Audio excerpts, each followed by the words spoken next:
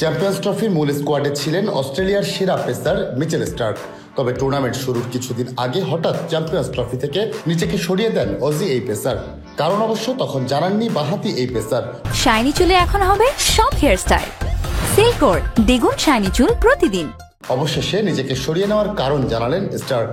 যখন স্টার্ক নিজেকে সরিয়ে নেন তখন প্রধান নির্বাচক জর্জ বেইলি বলেছিলেন ব্যক্তিগত কারণে টুর্নামেন্ট থেকে নিজেকে প্রত্যাহার করে নিয়েছেন এই পেসার। তবে সেই ব্যক্তিগত কারণ কি তা খোলাসা করেননি বেইলি অথবা স্টার্ক কেউই। তবে এবার এক পডকাস্টে মুখ খুললেন স্টার্ক।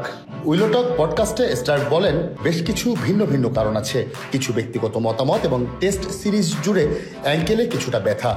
তো সেসব ঠিকঠাক করার জন্য সামনে অবশ্যই আমাদের টেস্ট চ্যাম্পিয়নশিপের ফাইনাল আছে, এরপর ওয়েস্ট ইন্ডিজ সফর। টেস্ট চ্যাম্পিয়নশিপের ফাইনালের আগে রয়েছে আইপিএল। চ্যাম্পিয়ন্স ট্রফিতে খেলতে না পারলেও আসন্ন আইপিএল খেলতে চান ৩৫ বছর বয়সী এই পেসার। স্টার্ক বলেন আইপিএলও আছে এর মধ্যে, তবে আমার ভাবনায় মূল প্রাধান্য পেয়েছে টেস্ট ফাইনালের জন্য নিজের শরীর ঠিকঠাক রাখা, আগামী কয়েক মাসে কিছু ক্রিকেট খেলা এবং প্রস্তুত হয়ে টেস্ট চ্যাম্পিয়নশিপের ফাইনালে যাওয়া। গত আইপিএল নিলামে রেকর্ড অর্থ ব্যয় করে স্টার্ককে দলে নিয়েছিল কলকাতা, তবে তাদের প্রত্যাশা পুরোপুরি পূরণ করতে পারেননি তিনি, যার কারণে স্টার্ককে ছেড়ে দেয় তারা। তবে গেল নিলামে তাকে ১১ কোটি ৭৫ লাখ রুপিতে দলে নেয় দিল্লি ক্যাপিটালস।